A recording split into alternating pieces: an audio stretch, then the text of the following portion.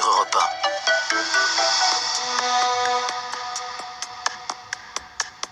1. À Oran, en Algérie, Yacine et Khedija se sont rencontrés sur Facebook, figurez-vous, dans une discussion en ligne sur comment comprendre les femmes. Yacine a trouvé que Khedija était différente des autres. Alors il a voulu la voir. C'était en 2011. Et en 2012, les voilà mariés.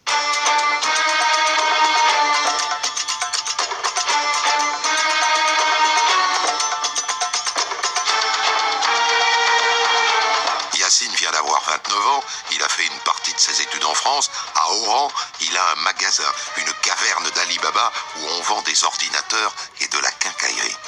Khedija a 23 ans, elle aussi a fait des études.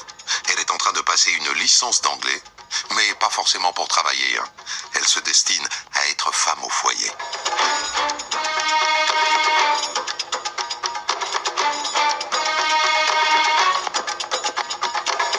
Et d'ailleurs, assez vite, Khedija est enceinte. Et le 11 août 2014, elle dit que c'est le plus beau jour de sa vie. Elle accouche par césarienne. D'un petit garçon, Wassim. La famille débarque, et comme le veut la coutume, le grand-père, le père de Yacine, se penche sur le berceau, et il fait l'appel à la prière dans l'oreille droite du bébé. Allahu Akbar, Allahu Akbar. Et ensuite, il fait des incantations dans l'oreille gauche. Allahu Akbar, Allahu Akbar, ashhadu an la ilaha illallah, ashhadu anna Muhammadan Rasulullah. C'est la tradition.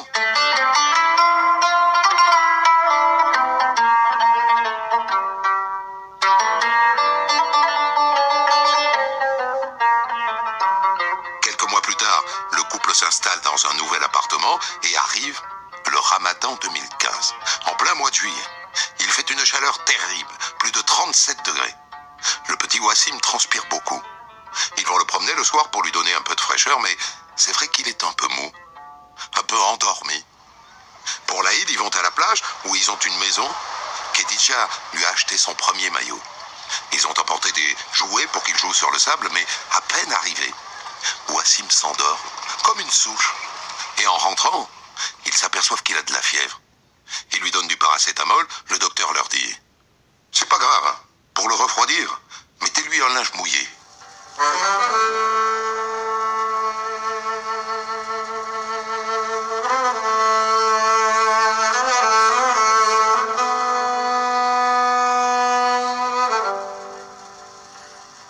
Le jour de ses 1 an, Wassim s'endort sur son trotteur, épuisé. Et en fin de journée, il est tout pâle. Ses yeux se mettent à gonfler comme son ventre. Et la fièvre monte encore. 40. Ça dure comme ça 3 jours. Ils vont voir un autre médecin, une femme. Il est vraiment très pâle. Je pense que c'est une otite.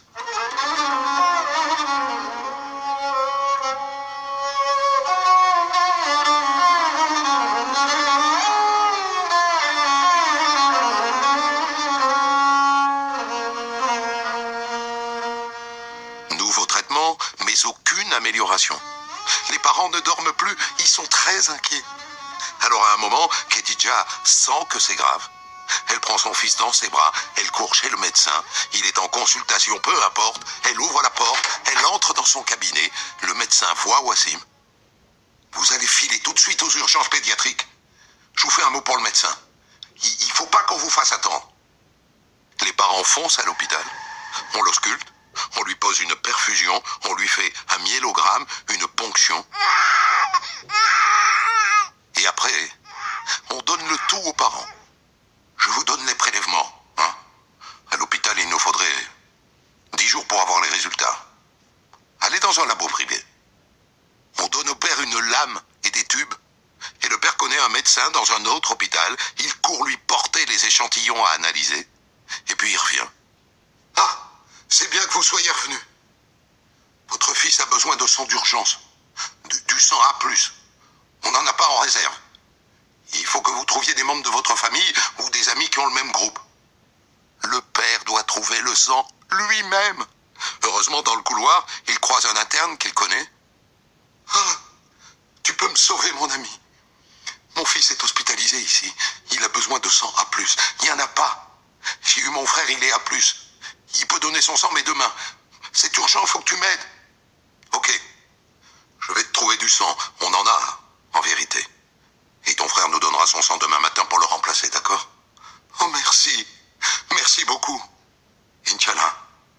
Et que ton fils guérisse. Europe 1. On de la raconte.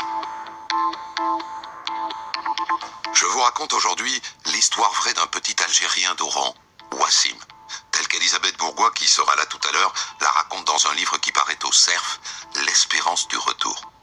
En août 2015, alors que Wassim a 1 an, il s'endort souvent et il a de la fièvre. À l'hôpital d'Oran, on lui fait des prélèvements, mais le père doit les apporter dans un labo privé. On attend les résultats.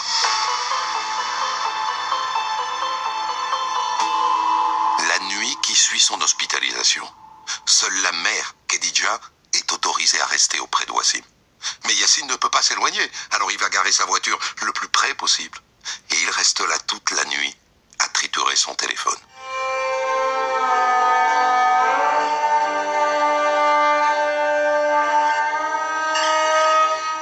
Dans la chambre, on a commencé à faire la transfusion au petit Wassim. Il a toujours beaucoup de fièvre. Sa mère tente de le rafraîchir avec un linge mouillé. Et puis d'un coup, il se met à trembler. La mère elle-même lui prend la température. 35 degrés. Elle fonce chercher l'infirmière. Venez! Venez vite! Le temps que l'infirmière arrive, Khedija revient dans la chambre. Elle reprend la température à Wassim. 40 degrés. L'infirmière arrête la transfusion. Il fait un choc septique. Elle lui administre un antihistaminique. Et puis elle repart se coucher, sans un mot de plus.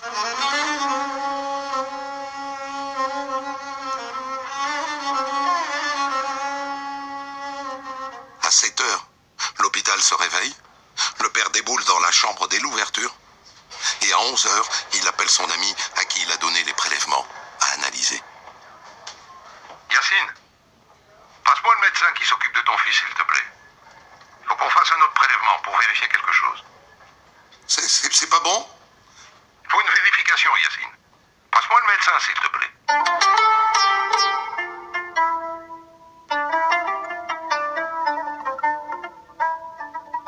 On commence par leur dire: les analyses de sang ne sont pas bonnes. Les plaquettes sont trop basses. Le taux de globules blancs est trop élevé. Celui des globules rouges est très bas. Ils ne comprennent rien.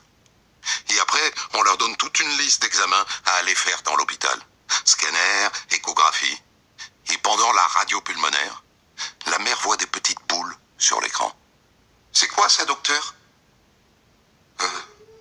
Demandez à votre médecin. À 16 heures, l'hôpital appelle Yacine au téléphone. Et le couperet tombe. C'est une leucémie, monsieur. Votre fils a une leucémie. Vous devez lui trouver de toute urgence une place à l'hôpital des cancéreux.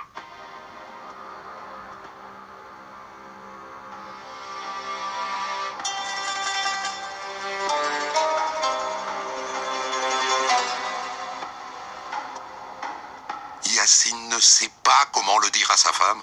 Alors, à Khedija, j'ai pu réserver une place pour Wassim à l'hôpital El Hassi. El Hassi? Mais c'est là où on soigne les cancéreux, ça. Il ne peut pas le lui dire. Il n'y arrive pas. Et c'est donc l'ami interne qui explique à Khedija.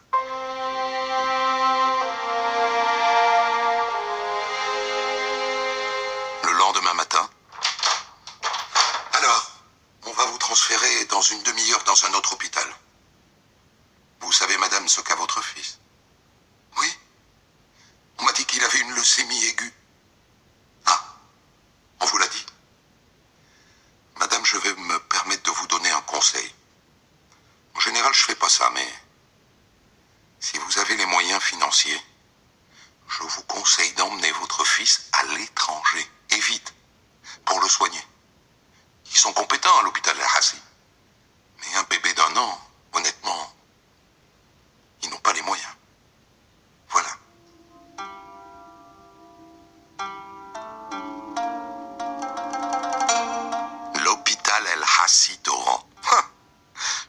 Wassim se retrouve dans un dortoir sinistre, laid et sale, dans un lit aux barreaux rouillés et à la peinture écaillée, à même le matelas.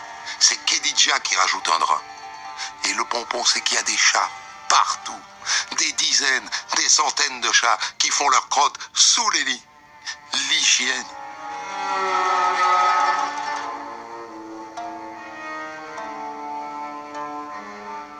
Le médecin les reçoit dans son bureau. C'est une leucémie myéloblastique de type LAM5. C'est la pire. Il prend du temps pour leur expliquer et le père ose une question. Docteur, si c'était votre fils, vous le soigneriez ici ou vous le feriez soigner ailleurs? Long silence. Pour être franc, je l'emmènerai ailleurs. Ailleurs, à l'étranger, ils auront plus de moyens, plus de médicaments. Mais attention, hein. En attendant, là, on va tout faire pour le soigner.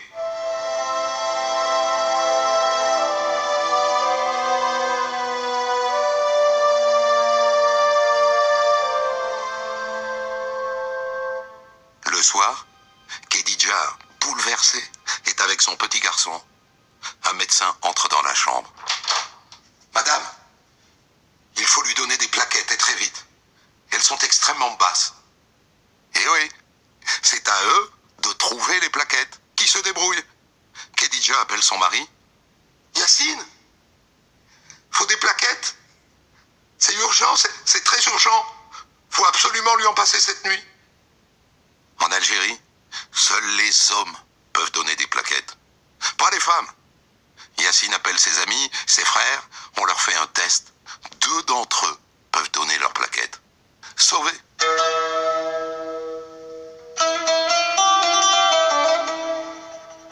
Le petit Wassim reçoit ensuite une chimiothérapie.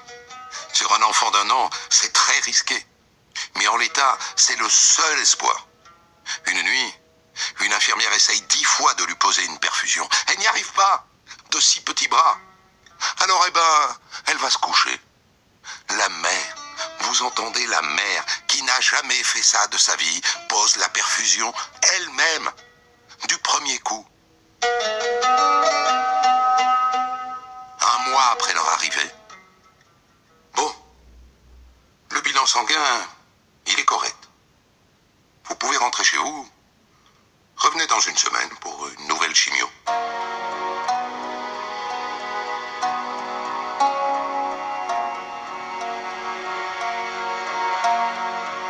Une nouvelle chimio, oui. Mais pour sauver Wassim, il faudrait une greffe de moelle osseuse. Et en Algérie, sur un enfant de moins de 5 ans, c'est impossible. Il faut l'emmener à l'étranger. C'est la seule manière de le sauver. Yacine commence à envoyer le rapport médical à des hôpitaux français et belges, pourvu qu'ils le lisent. Et les frères lancent des bouteilles à la mer sur Facebook. Et c'est sur Facebook que ça mord. Un coup de fil d'Allemagne. Allô? Voilà, nous sommes une association. Et nous sommes prêts à vous verser 70 000 €, vous comprenez? C'est une grosse somme. Il faudrait que vous nous prouviez votre bonne foi. Oui, bien sûr. Qu'est-ce que je dois faire? Eh bien, écoutez, envoyez-nous 30 000 €. Des escrocs. Yacine est tombé sur des escrocs et heureusement, il a senti le coup foireux.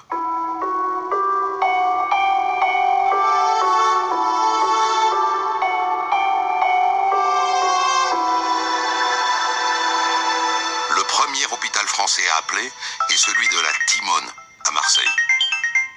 Les médecins ont étudié le cas de votre fils. Malheureusement, ils ne peuvent rien faire. À cet âge-là, on ne peut pas soigner votre enfant. Ça serait vous donner un faux espoir, nous. Nous sommes désolés. Et ensuite, l'hôpital Robert Debré à Paris, idem. Je n'ai pas le droit de vous donner de faux espoirs. La maladie de votre fils est trop grave. On ne peut rien faire, monsieur. Un coup de poignard à chaque fois. Europe 1, on de la raconte. Je vous raconte aujourd'hui l'histoire d'un petit Algérien d'Oran, Wassim, tel qu'Eddie Elisabeth Bourgois, qui sera là tout à l'heure, la raconte dans un livre qui paraît au Cerf, L'espérance du retour. Durant l'été 2015, le petit Wassim, un an qui vit à Oran, en Algérie, se voit diagnostiquer une leucémie myéloblastique. Ses parents s'entendent dire par les médecins algériens qu'il vaudrait mieux l'emmener se soigner à l'étranger. Le père contacte des hôpitaux français et belges. Il essuie plusieurs refus.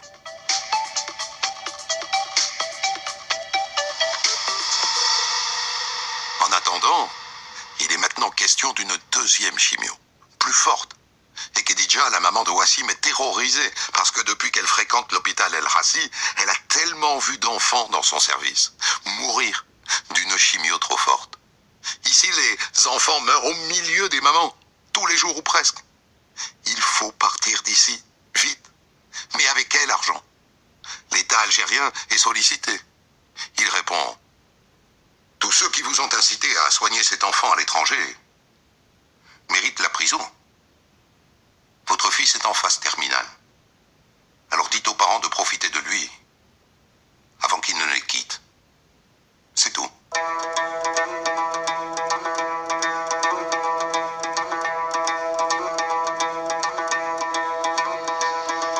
Mais les parents obtiennent un visa Schengen et ils prennent un avion pour la France, sans aucun rendez-vous.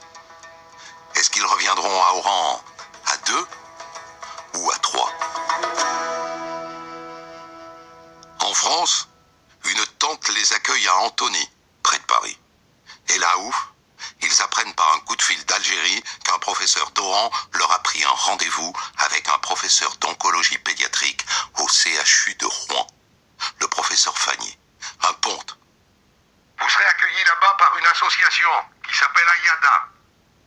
Ils aident les familles comme vous qui vont chercher des soins en France.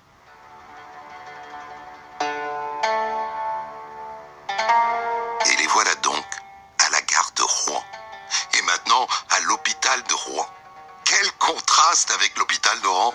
C'est propre, c'est calme. Le professeur Vanier les reçoit et il regarde le dossier et il leur donne rendez-vous pour un bilan complet le lundi suivant. Mais de retour dans leur petite chambre d'hôtel, Wassim se met à avoir de la fièvre et à vomir.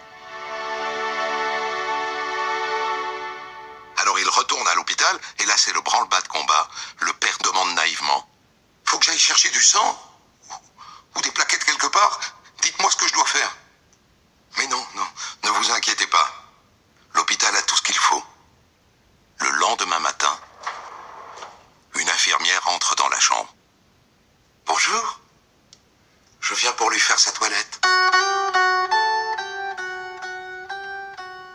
La mère l'a déjà faite, comme elle le faisait à Oran. Or ici, tout est pris en charge. Les toilettes, les biberons, les couches, les médicaments. Les parents n'ont rien d'autre à faire que jouer et rire avec leur enfant.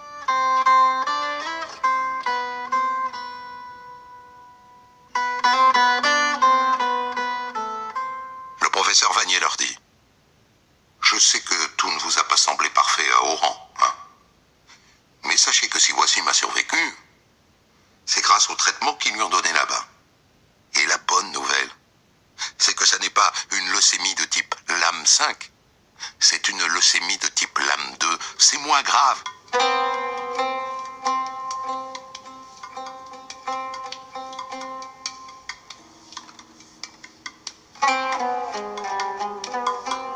Une nouvelle chimio est mise en route, 50 fois plus forte que celle que Wassim a reçue à Oran. Et puis une deuxième. Les parents sont maintenant hébergés dans un meublé touristique que leur a trouvé l'association de l'hôpital Vie et Espoir.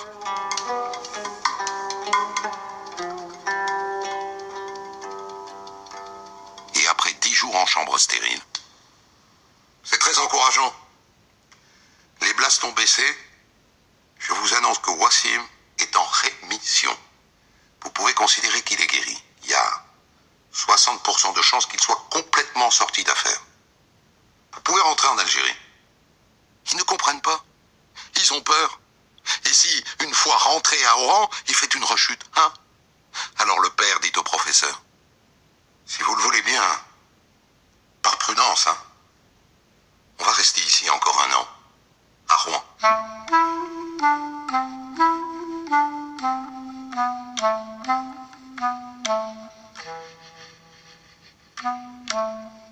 Et là, il se passe quelque chose d'incroyable.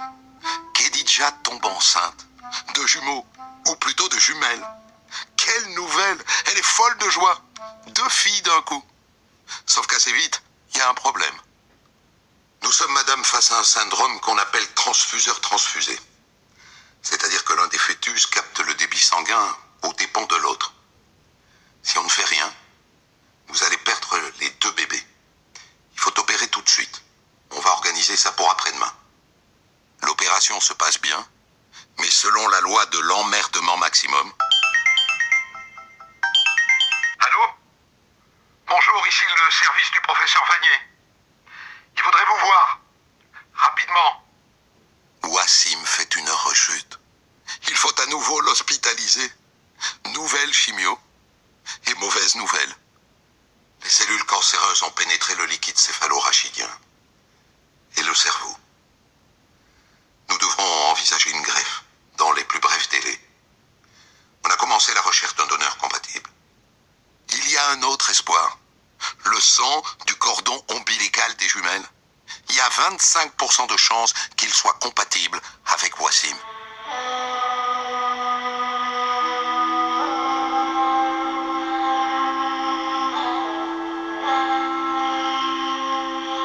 Et à partir de là, se jouent en parallèle 2 histoires. La naissance des jumelles par césarienne et la greffe de Wassim. Finalement, la césarienne est avancée. La première petite fille sort. Ils ont décidé de l'appeler Malak. Et puis la deuxième, Dayena.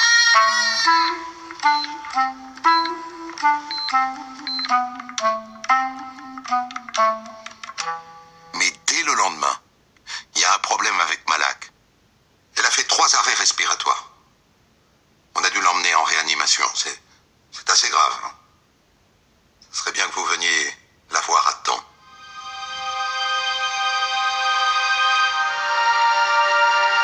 Rendez-vous compte, Khedija a 3 enfants. Ils sont tous les 3 à l'hôpital dans des services différents. Wassim, qui attend sa greffe. Malak, dont on vient de lui dire qu'elle est condamnée. Et Dayena, heureusement, Dayena va bien. Quel destin! On vient chercher Khedija dans sa chambre. Venez, madame. Et on lui met la petite Malak dans les bras. Son cœur bat encore un peu. Si peu. Et il s'arrête de battre. Khedija est déchirée de douleur. Elle a 24 ans. Elle vient de perdre une petite fille. L'autre est une grande prématurée. Sa vie est si fragile. Et le 3e a une leucémie. Et il frôle la mort. Tous les jours.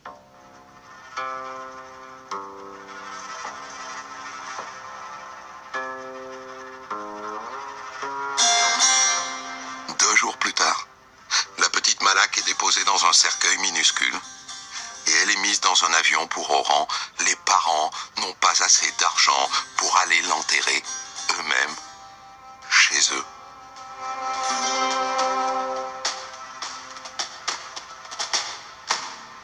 Et pendant ce temps, Wassim se prépare pour la greffe de moelle osseuse. On a trouvé un donneur. Une donneuse. Une Allemande. Europe 1, on de la raconte.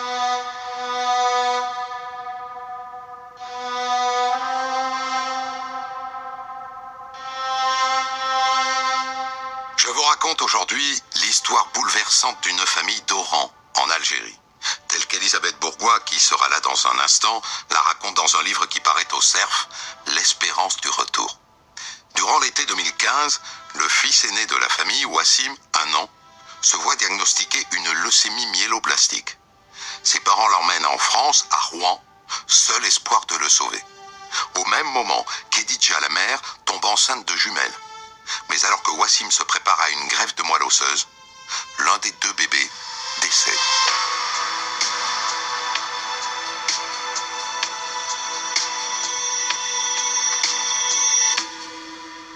Mais maintenant, il faut préparer Wassim à la greffe. Une chimio très lourde pour détruire sa moelle osseuse malade. Et puis son entrée dans une bulle. Une chambre stérile.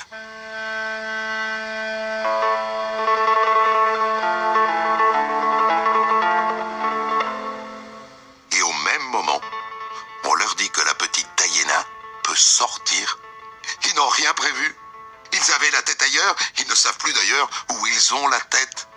Et c'est l'association Ayada qui leur trouve une poussette, des vêtements, un berceau.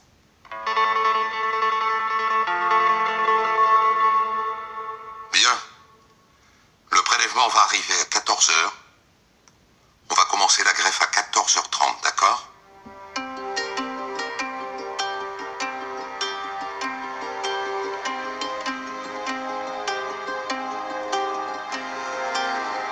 Et à 14h30, 12 mois après le diagnostic, la poche de moelle osseuse de la donneuse allemande est connectée au cathéter de Wassim. Maintenant, il faut attendre que la greffe s'installe.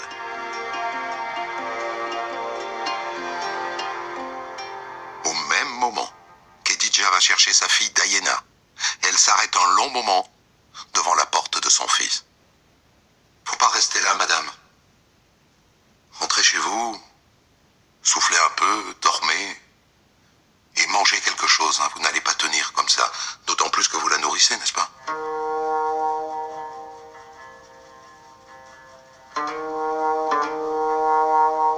Au bout de quelques jours, Wassim commence à saigner du nez et à faire des œdèmes de plus en plus importants. 14 jours après sa greffe, on les empêche d'entrer dans la chambre. Madame, monsieur, le médecin veut vous voir. Venez. Wassim fait une MVO, c'est gravissime. On vient de l'envoyer en réa. En réa ? Mais je viens de perdre ma fille en réa. Il va s'en sortir. Dites-moi qui va s'en sortir. Je sais pas, monsieur. Courage. On fait le maximum. Wassim vient d'être emmené là où il y a quelques semaines, sa petite sœur est morte. Khedija a la tête qui tourne. Et elle tombe. Et une infirmière la rattrape de justesse. Respirez à fond. Ouvrez les yeux. C'est bien. Je sais que pour vous, c'est épouvantable tout ça. Mais ici, on a les moyens de sauver Wassim. Tout le monde vous trouve admirable, vous et votre mari. Tout le monde.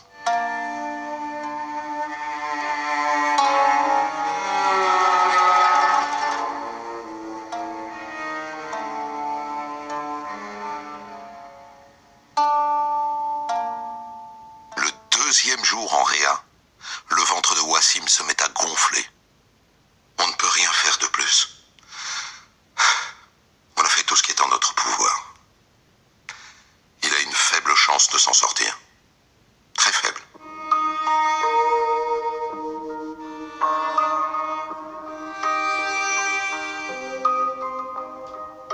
Mais Wassim va s'en sortir.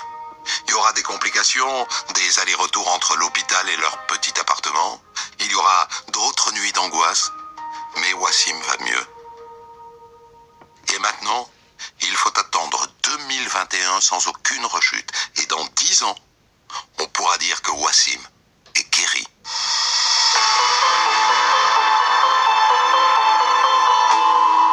Voilà donc pour cette histoire très touchante, bouleversante même, mais qui pour l'instant se termine bien. Et je suis donc avec Elisabeth Bourgois qui a écrit ce livre, L'espérance du retour aux États-Unis.